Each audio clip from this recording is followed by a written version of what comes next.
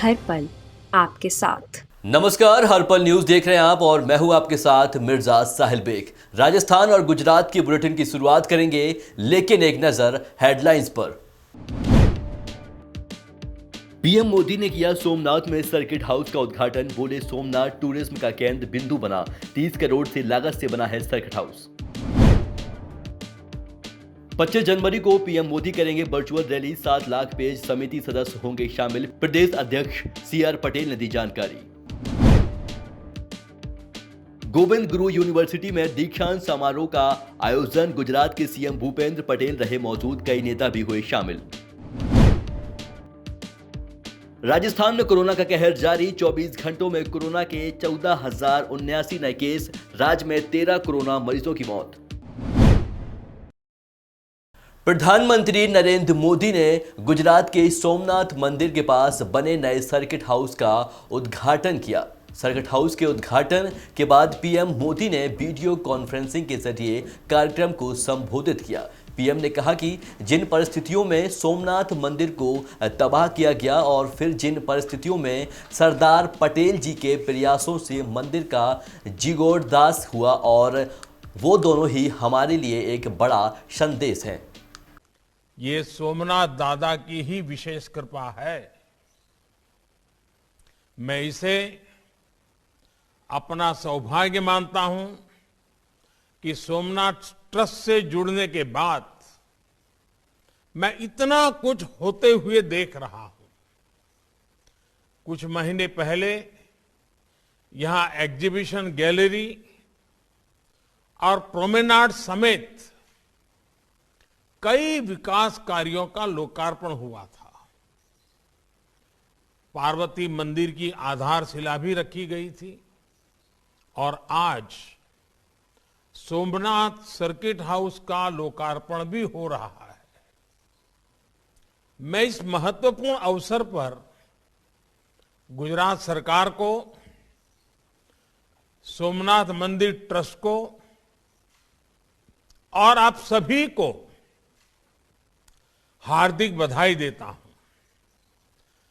साथियों, ये जब सर्किट हाउस की कमी एक है, अतिथि गृह वो भी दूर।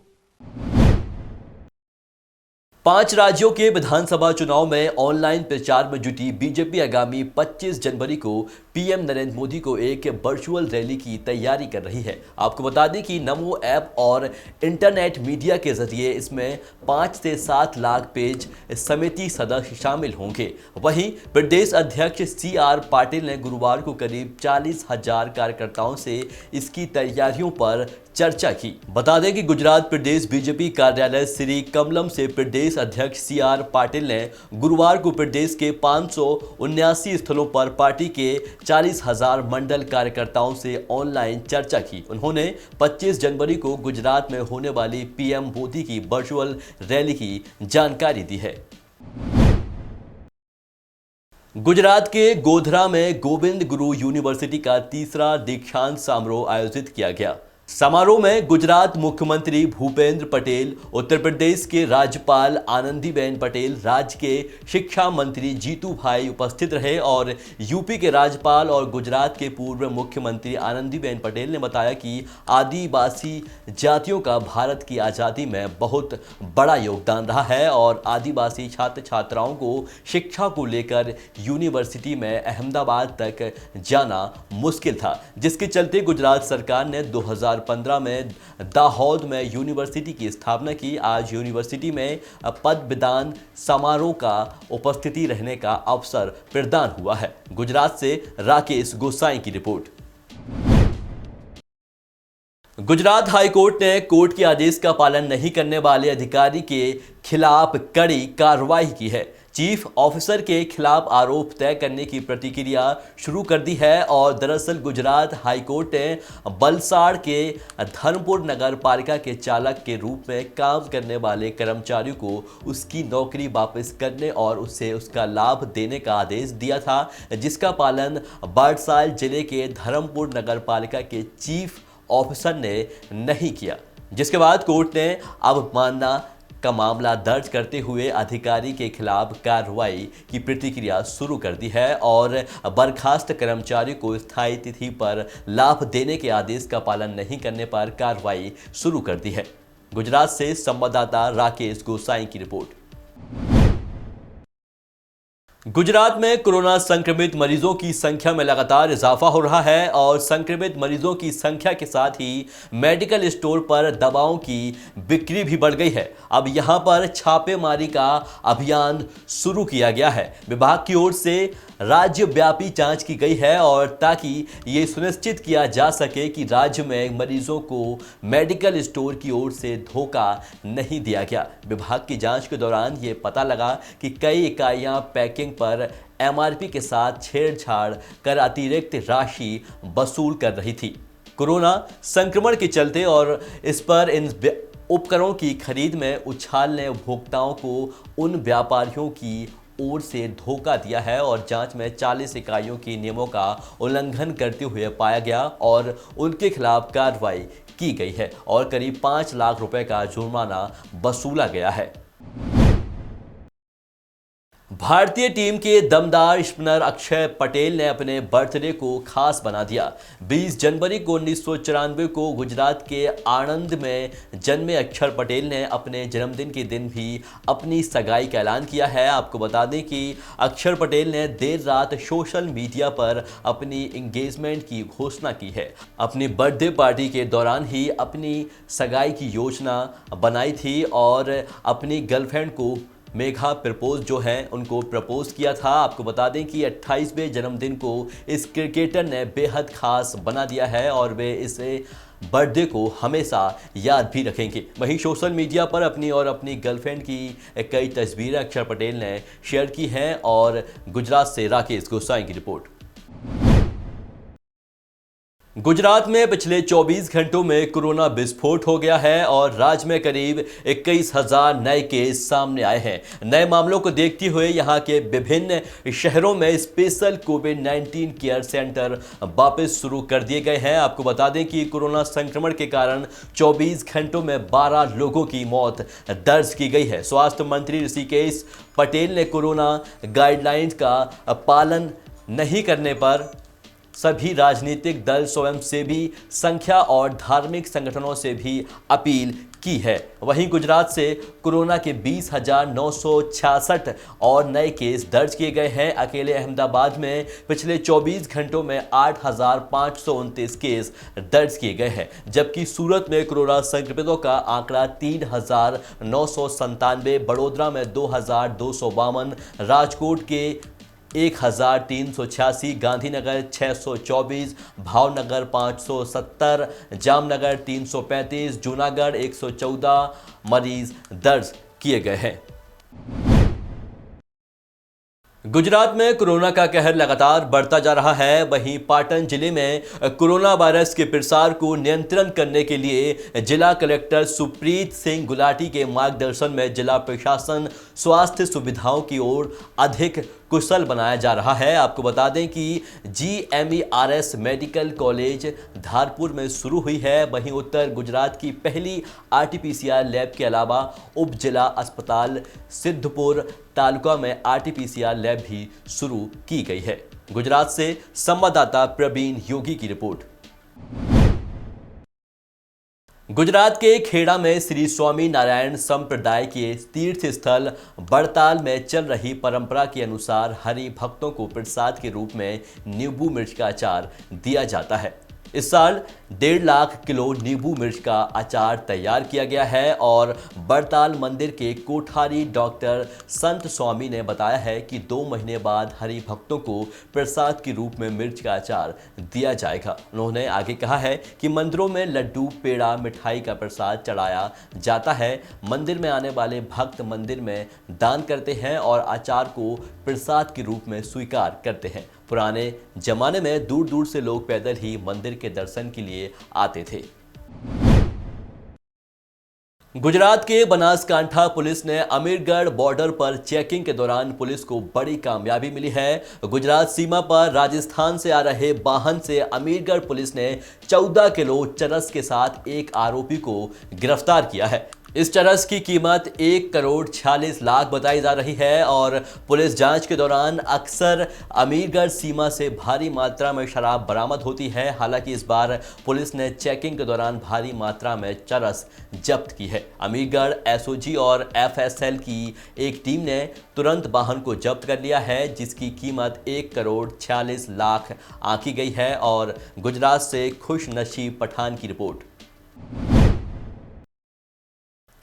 बड़ोदरा शहर के प्रताप नगर ब्रिज के पास गुरुवार दोपहर एक बुजुर्ग बस के नीचे आ गया। इसके बाद एम्बुलेंस को बुलाया गया और उसे इलाज के लिए अस्पताल में भर्ती कराया गया।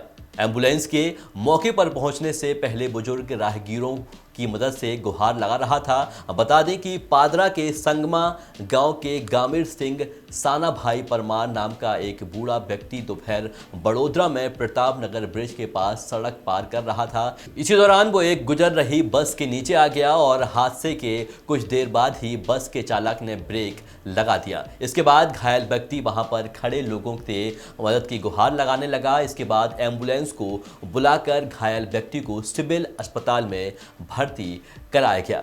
गुजरात से राकेश गोसाई की रिपोर्ट। गुजरात में 22 जनवरी को बारिश होने वाली है और आपको बता दें कि भारतीय मौसम विभाग में मिली जानकारी के मुताबिक उत्तरी गुजरात के बनासकांठा, पाटन और साबरकांठा जिलों और कच्छ जिले में हल्की बारिश होने की संभावना है। वहीं दक्षिण गुजरात, सौराष्ट्र और उत्तरी गुजरात के शेष जिलों में मौसम शुष्क बना रहेगा। बता दें कि मौसम विभाग के मुताबिक गुजरात के इन इलाकों में निचले स्तरों पर उत्तर पूर्वी से पूर्वी हवाओं के चलने के साथ ठंड का मौसम जारी रहेगा। राजस्थान हाईकोर्ट ने एक बड़ा फैसला लिया है कि शादी होने के आधार पर किसी महिला का मूल निवास स्थान नहीं बदला जा सकता। वो अपने माता पिता के रहने के स्थान से मूल निवास प्रमाण पत्र की हकदार है। आपको बता दें कि एक महिला ने टीएसपी क्षेत्र का मूल निवास प्रमाण पत्र आवेदन खारिज किए जाने के बाद हाईकोर्ट में याचिका दायर की थी। राजस्थान के सिरोही में नवनियुक्त जिला कलेक्टर डॉक्टर भवनलाल औचक सार्वजनिक अस्पताल का निरीक्षण किया है। वहां पर पहुंचकर उन्होंने चिकित्सालय की व्यवस्थाएं भी देखी हैं और वहां पर उन्होंने कोविड वार्ड की विजिट किया है और वहां पर भर्ती मरीजों से भी बातचीत की है। इसी दौरान जिला कलेक्टर ने अस्पताल परिसर में संचालित इंदिरा रसोई का भी निरीक्षण किया। उन्होंने वहां पर भोजन लाभार्थियों से भोजन की गुणवत्ता और उनसे शुल्क के बारे में भी पूछा। इसके साथ साथ संबंधित अधिकारियों को जरूरी निर्देश भी दिए हैं। संक्रमण के आंकड़ों को देखते हुए राजस्थान सरकार ने कोरोना गाइडलाइन में एक बार फिर बदलाव किया है। आपको बता दें कि प्रदेश में नया बदलाव 24 जनवरी से लागू होगा। शादियों का सीजन देखते हुए विवाह समारोह में 100 मेहमानों को बुलाने की छूट दी गई है और बैंड बाजा को शामिल नहीं किया जाएगा। प्रदेश में प्रतिदिन रात 11 बजे से सुबह 5 बजे तक नाइट कर्फ्यू जारी रहेगा और शनिवार रात 11 बजे से सोमवार सुबह 5 बजे तक वीकेंड लॉकडाउन नगरीय क्षेत्र में लागू रहेगा। आपको बता दें कि कोरोना गाइडलाइंस में किया गया चौथी दफा बदलाव है।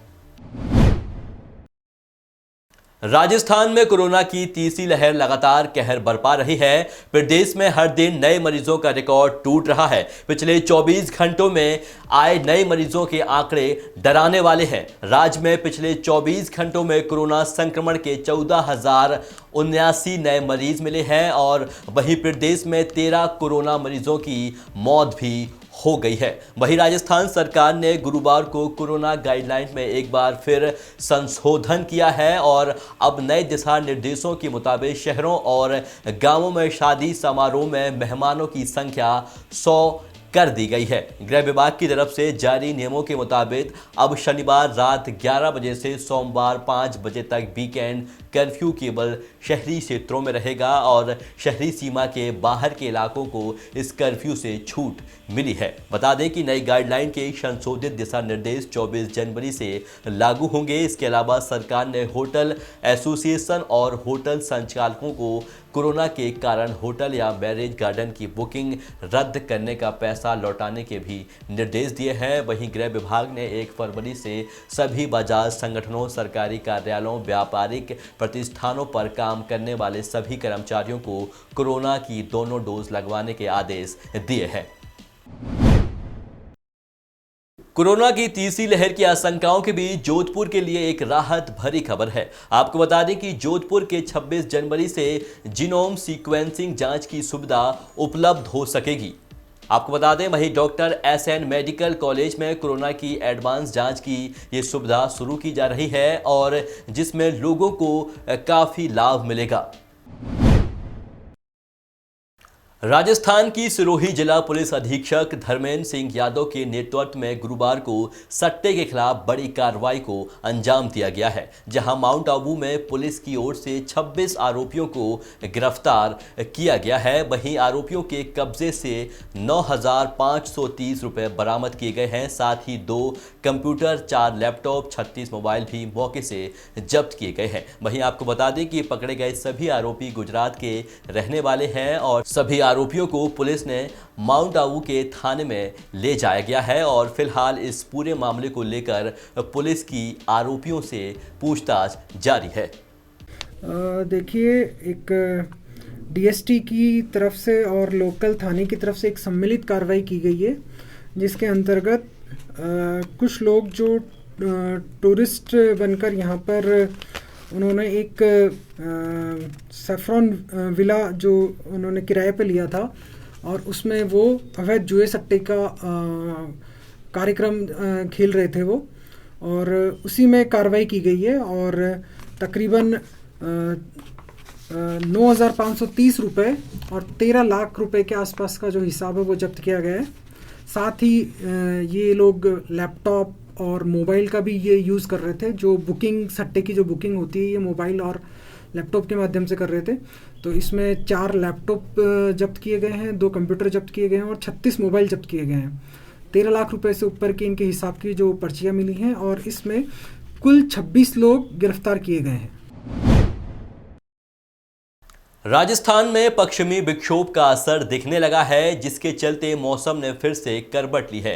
राजस्थान का 35% हिस्सा शुक्रवार सवेरे कोहरे से ढका रहा है और माना जा रहा है कि शाम तक कई जिलों में बारिश शुरू हो जाएगी। उसके बाद शनिवार को ओलावृष्टि की संभावना जताई जा रही है। उधर कोहरा छाने के बाद सवेरे लोग अलाव का सहारा लेते हुए दिखे हैं। कई जगह गलन भरी सर्दी जोर पर दिखी है और मौसम विभाग की माने तो अगले कुछ दिनों तक अधिकतम तापमान में कमी दर्ज की जा सकती है। ऐसे में शीतलहर और सर्दी का जोर रहने की संभावना है और मौसम विभाग के मुताबिक शुक्रवार को प्रदेश के 30 से 35% हिस्से में कोहरे की अधिकता दर्ज की गई है और राजधानी जयपुर में सीजन का सबसे घना कोहरा रहा है।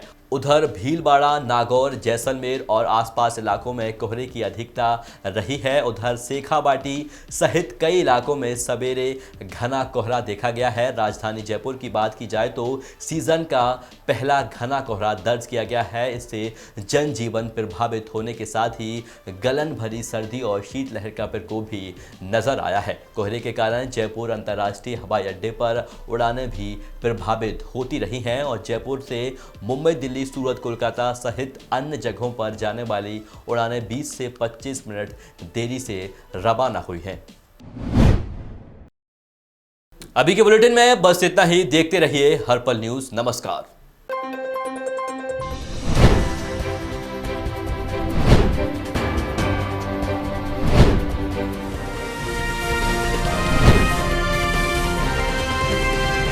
हर पल आपके साथ।